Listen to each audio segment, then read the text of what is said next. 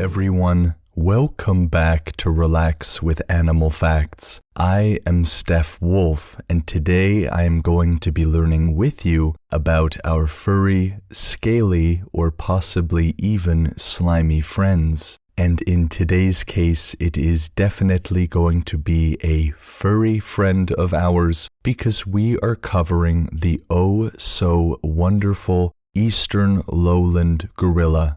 This, of course, is a very special listener episode dedicated to Maddie, who actually requested the Western Lowland Gorilla, but I figured it was close enough. A little bit of a preliminary note here. It does seem I'm on the edge of sickness. Hopefully this is as bad as it gets. So if my voice sounds a little bit off, I am hopefully only a little sick. I am definitely not sick enough to skip out on an adventure, and so here we are.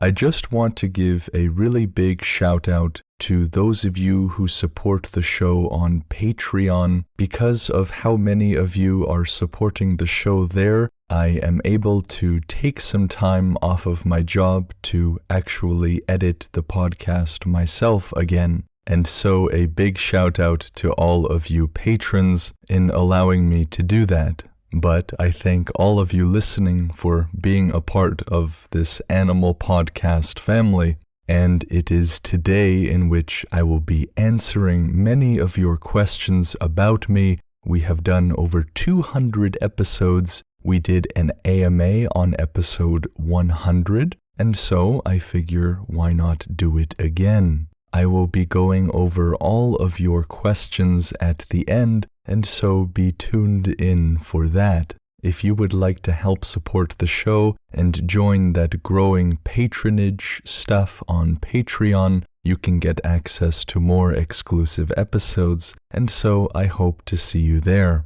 A huge shout out also to George Vlad for the ambiances used in today's episode. His work is linked in the description, and I encourage you to check him out. And now let us begin to wind down a little bit.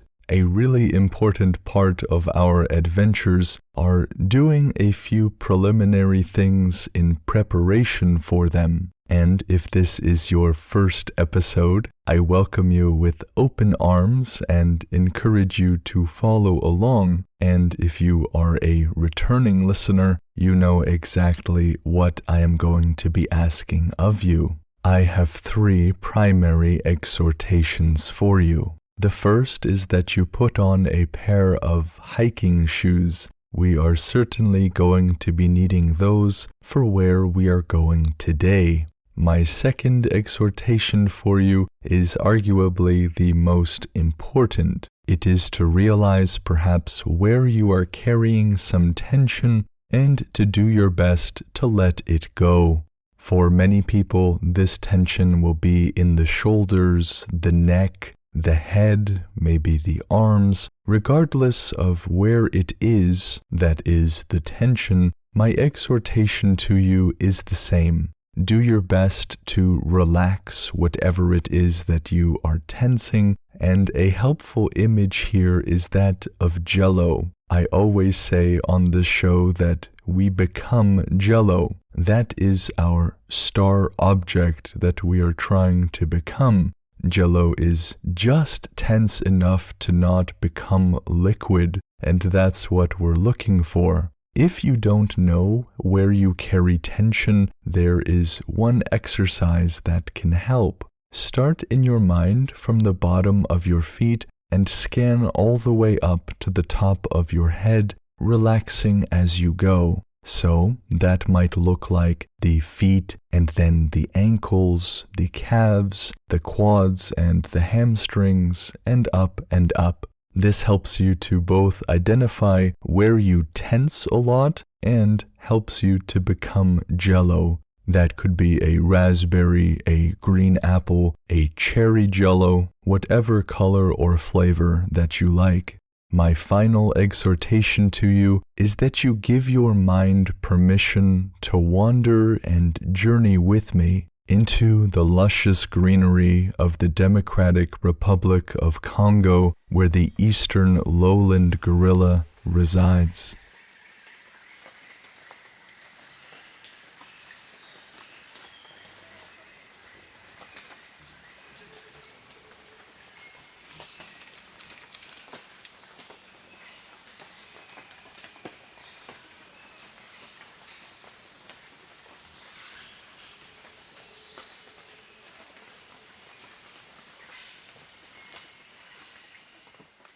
I can say this with a full heart. Welcome back, everyone. I think the gorilla was one of the first episodes that we ever did, but like many other episodes, we covered only the gorilla, quite a broad category. There is the Eastern and the Western Lowland Gorilla. There's the mountain gorilla. The point is that we have still so many species to get through, and if you ask me, getting to learn more about more gorillas is something I'm really signing up for.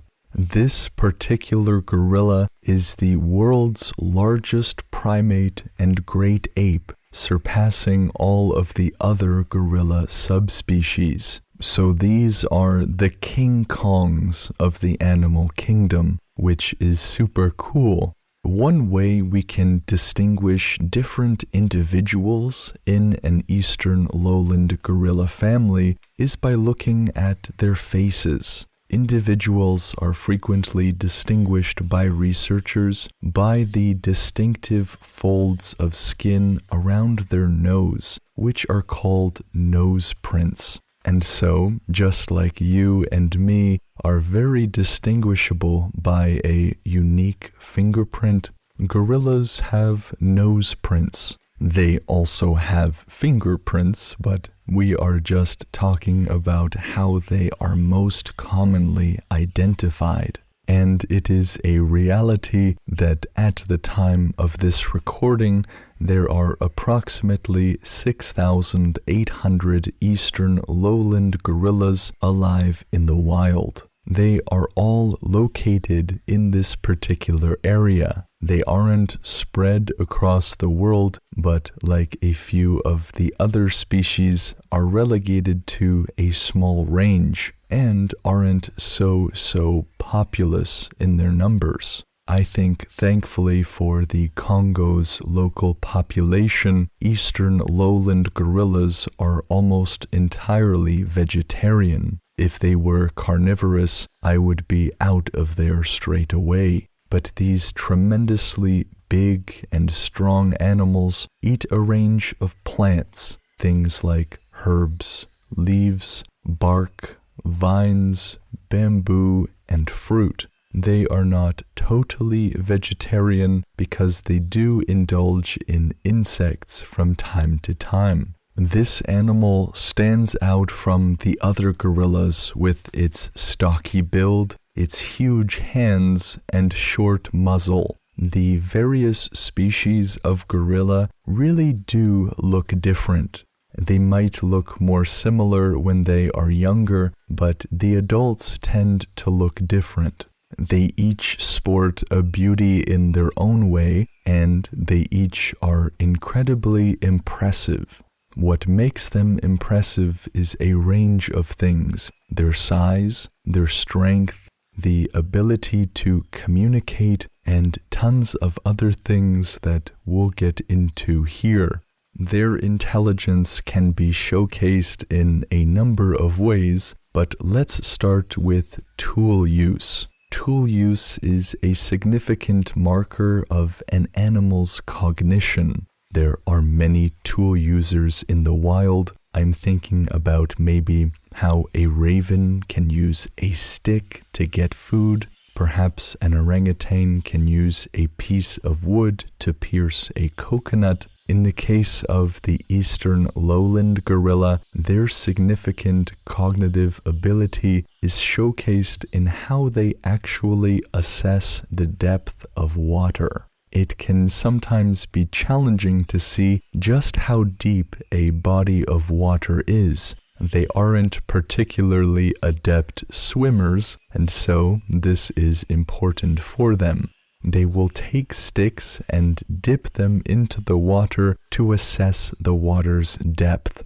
That way they'll know the stream is only gonna go up to my knees or to my ankles or whatever it is. They'll also use branches to aid in balance as they are navigating through some swampy terrain. So their tool of choice seems to be sticks and branches. In addition to tool use, their cognition is seen in their memory and problem solving. These specific gorillas have an exceptional memory. They're able to recall the locations of food supplies, social interactions, and even human threats. They're also able to solve problems like figuring out how to get to food that's inaccessible or how to navigate rough terrain.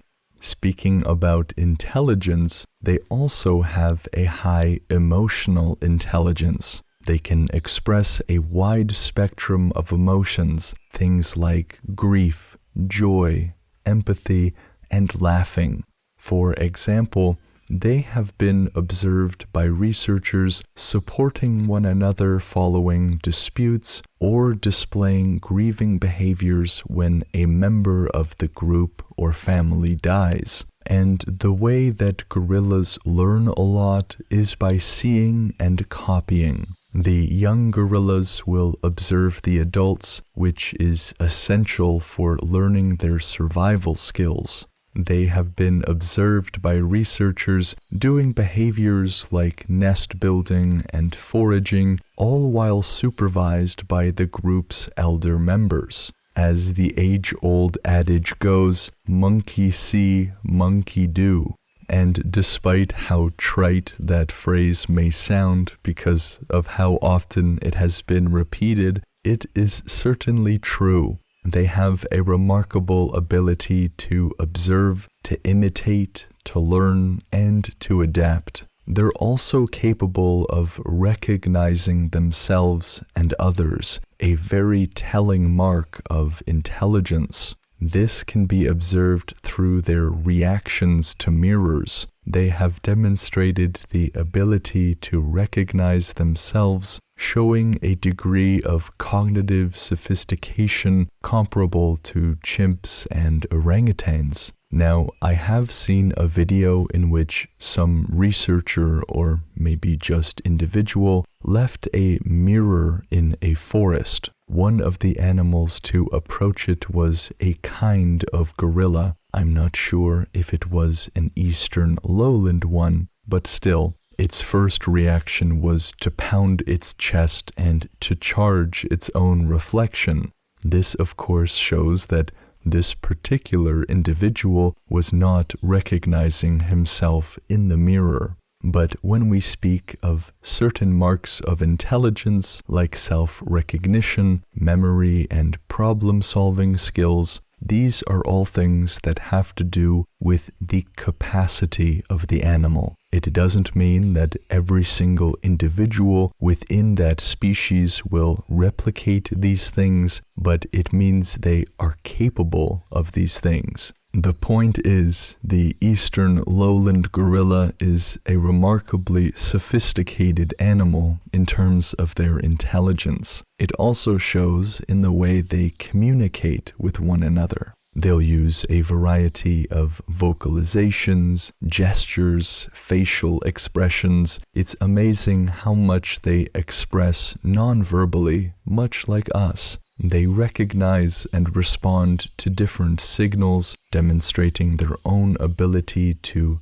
get the intents and feelings of other group members. That is, they communicate with a large amount of nuance. One of the best ways I've seen these communication skills on display is in play behaviors with gorillas. You'll see them laugh and have fun, poke fun at each other, and it's quite wonderful to see. They are also capable of communicating in a non-playful way. These animals are, of course, capable of communicating through more violent gestures. They can charge, they can pound their chests. This is specifically the males I'm referring to here. They can be quite territorial, and so they'll use everything on hand to communicate that. The females and the young Eastern Lowland gorillas are normally silent.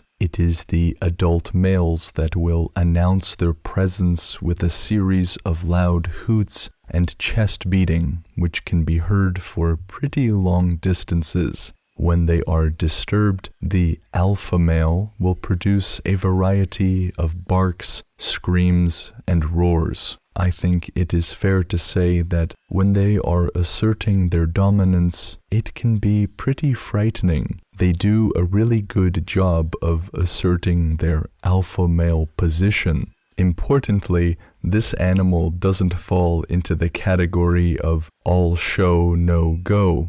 They can show their strength with the beating of their chests, but when it comes to going, that is, engaging in physical combat of some sort, they are impressive opponents. The first thing to mention is, of course, their incredible physical strength. They're among the strongest primates, being able to lift objects over 10 times their own body weight. For example, a male gorilla weighing around 400 pounds or 180 kilos can lift over 4,000 pounds or 1,800 kilos. Again, these numbers are just what they're capable of. As far as I know, I don't think Eastern Lowland gorillas go to the gym trying to bench 2,000, 3,000, or 4,000 pounds on a daily basis. But the fact that their anatomy, their physiology is capable of lifting that much weight is incredible. I am unfamiliar with any 200-pound adult human male that is capable of lifting 2,000 pounds. If somebody knows of such an individual, please send me the link. Another aspect of the Eastern Lowland gorilla's power is their bite.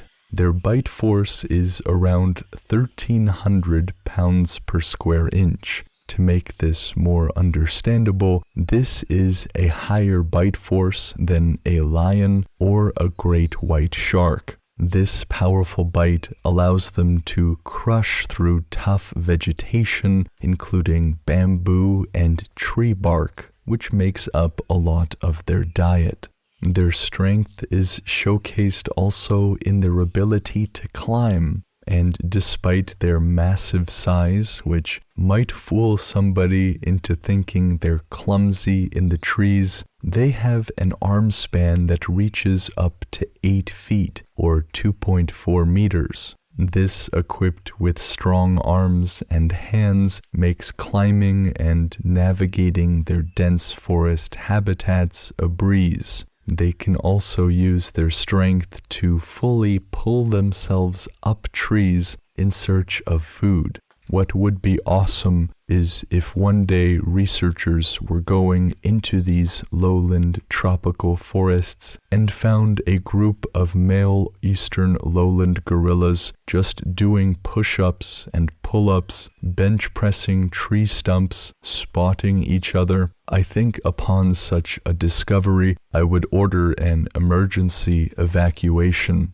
and I don't think they would let you work into their sets. But anyways, another very cool thing about their physical nature is that while it is true that they are not particularly built for running, gorillas for their size possess a very incredible endurance and agility. They can move swiftly through their environment using both their arms and their legs to travel on all fours. This behavior is known as knuckle walking, and their massive strength contributes to their ability to cover ground quickly if they have to. That is to say, in a one-on-one race with an Eastern Lowland Gorilla, you'll most certainly lose. The reason they can move so quickly in such a short amount of time is their muscle composition. A high proportion of their muscle fibers are fast-twitch muscle fibers. These contribute to an explosive strength. It's designed for short bursts of powerful movements, advantageous in both combat and in foraging. I think as far as physical prowess goes, the Eastern Lowland Gorilla is on the upper echelons. With everything taken together, their anatomy, their body composition specifically, how strong they are is seriously impressive. Just one more reason to consider them your favorite animal.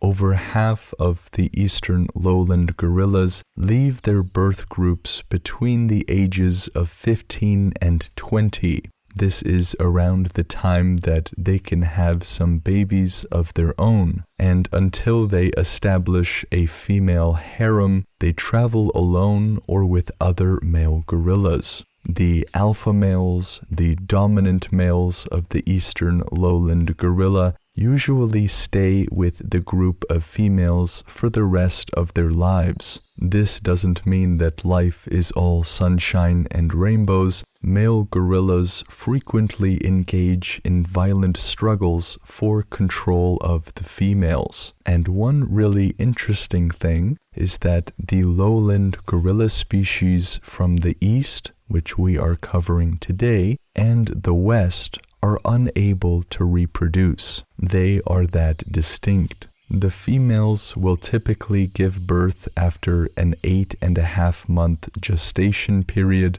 and the infants for the first 3 years of their lives will sleep in the same nest as their mom. It takes quite a bit of time for these animals to develop. They have much longer rearing periods, closer to us, to orangutans and others. They need time to see and to do, that is, to imitate, to learn, and to grow. In total, Eastern Lowland gorillas can live 30 to 40 years in the wild, while in captivity they can live up to 60. And for the final fact of the episode, we are going to learn about what their name means or where it comes from. Our modern usage of the term goes back to 1847. This name was given by a U.S. missionary by the name of Thomas Savage. It harkens back to a Greek word gorillae,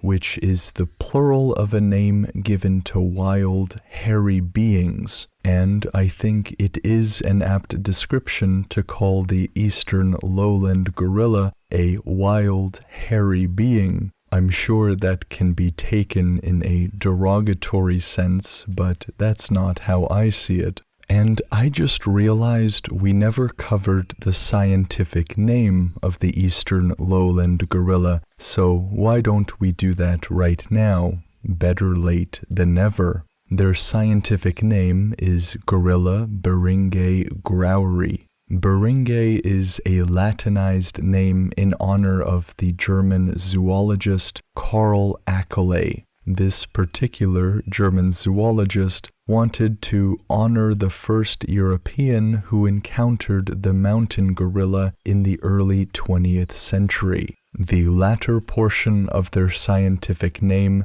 graueri, is also a Latinized form, named after Rudolf Grauer, the Austrian explorer who collected specimens of this subspecies. And so much of their scientific name is just dedicated to other researchers. It is only the first term, gorilla, which tells us anything about this creature, mostly that they are big and hairy, which, fair enough. And before we get into the Q&A portion, allow me simply to tell you a dad joke. You guys seem to like them, and so I'll keep dishing them. Check this out. What does a gorilla wear in the kitchen? An apron. I actually really like that one. I would like an apron with an ape on it. Does that exist? I think it has to. Now that your night or your day has been sufficiently ruined, I can answer some of your questions. I'm going to get to as many as possible. I guess there is no time limit, and so I'll answer as many as I can. I'm first gonna start over on Spotify because that's where the majority of you listen. Belle kicks it off asking, who made the podcast cover art? It's so nice. I actually got this from an artist on Fiverr. The @ is Hannah Luck. That's Hanna Luck. Hannah is a really talented artist, was very professional about everything. She was really awesome and accommodating, so if you need something done, I encourage you to check her out. I'll actually post her Fiverr profile in the description. Indigo asks, what's your favorite episode that you've done? Honestly, it seems to be the most recent one every time, although I will say there is something very special about the first orangutan episode. Listening to me mumbling and fumbling, saying every 2 seconds, hearing my smoke alarm in the background in the first 5 seconds, there's something beautiful about the unpolished, so I'll say orangutan. Sammy Combs asks, what do you do for work outside of the podcast? Also, how did you start the podcast? I see, Sammy, you are putting a lot of these in one. Do you plan on doing any other shows, possibly live shows? I guess I can spill the beans. I'm a massage therapist. Why did I start the podcast? I imagined a place or a medium by which I could help people really learn to love nature, to love animals, and to gain something in addition to learning. In this case, I guess it is sleep and relaxation. Do I plan on doing any other shows, possibly live shows? I have actually thought of doing something on Twitch before, basically a live show where I would read public domain books for a couple of hours, be all dressed up in a suit on a rocking chair, maybe commenting on the books as we go, but honestly that hasn't materialized to anything, and I don't think I'll do it. It was just an idea.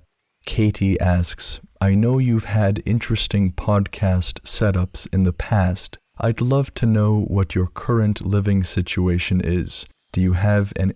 I am noticing that everybody seems to be smashing together many questions in one. I think just to stay fair to all the other questioners, I'm going to, from this point on, only answer one of the questions. There are a lot, and so I think we have to do this. My interesting setup at the moment is in a basement apartment, and I'm currently talking into my closet. I have some foam here, I have some hanging clothes, all of it to help absorb sound, and so I do what I can. Isla asks, if you could live in any fictional land for a day, which would you choose and why? I guess Narnia looks pretty chill. I'd choose Narnia. And I like C.S. Lewis, so why not? If you don't know, C.S. Lewis is the guy that wrote Narnia. Audrey asks, which animal would you hate to be and why? Dung beetle. I don't know if I have to explain myself. Simone asks, favorite NHL players? I'm also curious about your least favorite players. Of course, I am a Canadian. I am a Leafs fan, and so I'm gonna go with my boy Austin Matthews. And for my least favorite player, just open up the roster for the Boston Bruins, close your eyes, and pick one. Alil Grant asks, what's your favorite animal?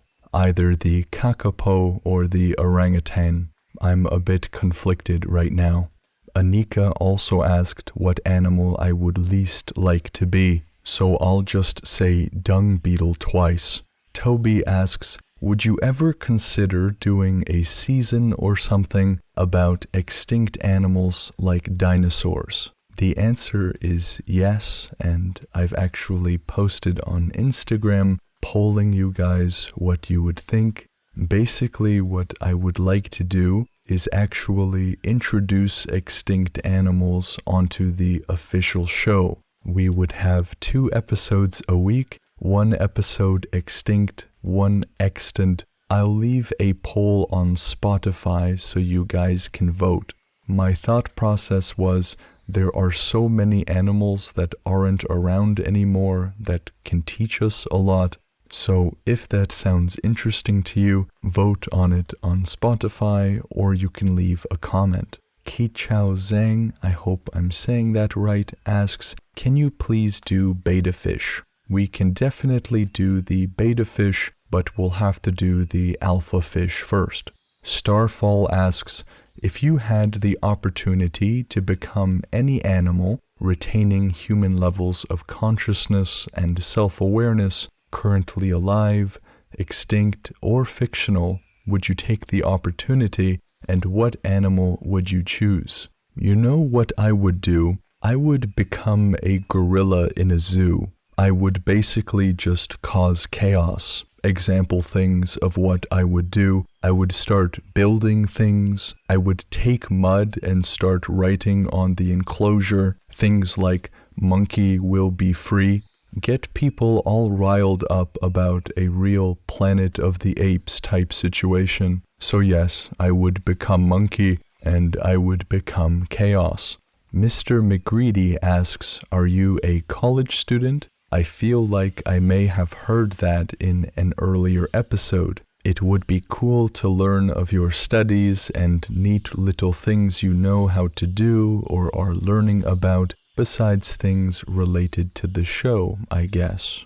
Well, Mr. McGreedy, I am a college student, but I'm a bit older. I'm 27. I am finishing up my bachelor's degree right now, and I have been studying for 3 months, but still have 9 months left to go in preparation for the LSAT. In case you are unfamiliar, that is the test that one takes before going to law school. So I am studying for law school. Poppy asks, what's one animal you wish wasn't extinct? I'd be super basic and just say the dodo. They seemed pretty chill. Panzer asks, is there any single organization or charity you would recommend to donate to or to support? Because there's so many different causes for different animals, I can't recommend a singular one. One piece of advice I do have is to always search up the charity on a website like Charity Watch, I think it's called. There are websites that rank charities based on how much they actually give. I obviously dislike charities that are just ways to line people's pockets, and so I'd say make sure you do your research before you donate. Jacqueline asks, what's your favorite colored animal? I'll just say the platypus because it's one color on the outside but another one under UV light. If you don't know what I'm talking about, get to Googling. And now I'm gonna answer some of your questions on Instagram. Mila asks, what's your favorite color? Blue. Now it seems like my voice is going a little bit, but hang tight, I hope it gets better. Or I hope you can bear it. I don't know if I'll actually be able to get to all of these because my voice is starting to go, but let's try. Aphid asks, did you ever pretend to be an animal as a child? And the answer is yes. T-Rex all the way. I was obsessed with dinosaurs. And to some degree, I still am. Dia or Dia asks, would you like to work full-time as an animal researcher? The honest answer is no. I would work as an animal educator. I would love to do documentaries or something, but a researcher, no. It's a very important line of work. I just don't think I'd be cut out for it. Cece asks, do you see working at a zoo in the future? I work in healthcare, but honestly, dream job. I don't think I'll work at or for a zoo, but I can definitely see the appeal. Scarlett asks, your entire life, please. Oh, that's easy. But Scarlett also asks what my favorite Jell-O flavor is. Whatever red is. I don't know what the taste or the flavor profile is, but always red. What animal do you think you're most like? I'd say the kakapo. There's actually some aspects of the kakapo that I really love, and I find them somewhat relatable, heavily symbolic, and for a few reasons I think are awesome. I'll let you guys figure out the finer points of why I find them to be heavily symbolic, or let's say inspirational. Speaking of inspiration, Jules asks, what inspired you to make this podcast? I think I've answered what inspired me to make it.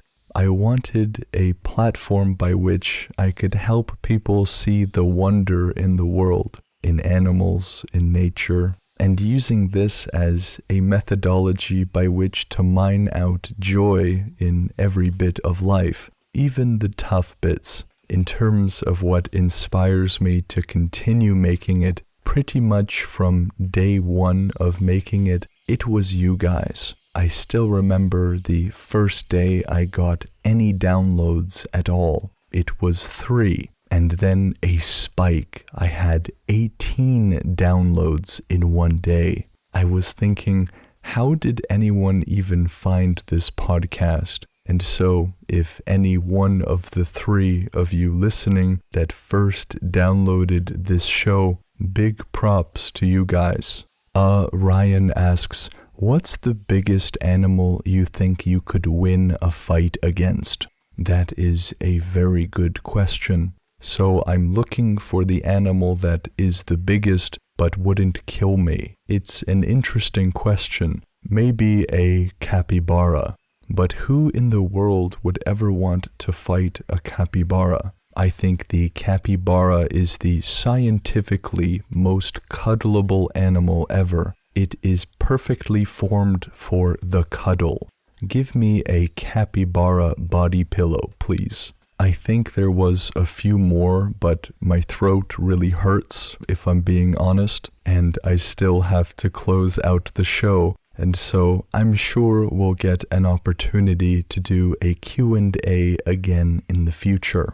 Thank you for all of your questions. I hope you have learned more about me. And let me say, I so enjoy learning about you guys too. Your requests, your messages, I love hearing from all of you. And it is what has kept me going for so long. How the show helps, impacts that I couldn't imagine the show would have. It makes me very grateful to be hosting this show and to be given the opportunity to help you sleep and learn. I'm not going to read a review today. I think we've gotten to a lot of things, and again, my throat is starting to go.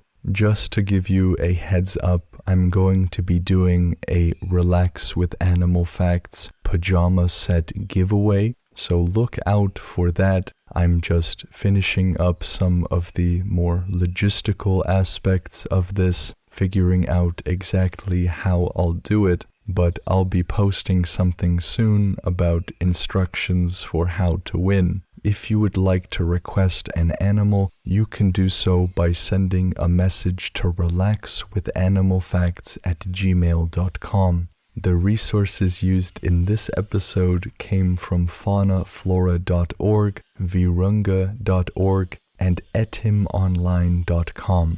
A huge shout out to George Vlad for the ambiances used in today's episode. His work is in the description. What a wonderful animal we have learned about today. an animal that is very close to us as an animal podcast family, given that it was one of the first we learned about. We have come full circle, and it's awesome because we can do this circle night and day for another 100 years. How many more species are there to learn about? We're barely on the foothills of all of the animals. And so keep requesting, keep listening, make sure to follow the show if you enjoy it, and I look forward to the next adventure together with the next animal. Take care.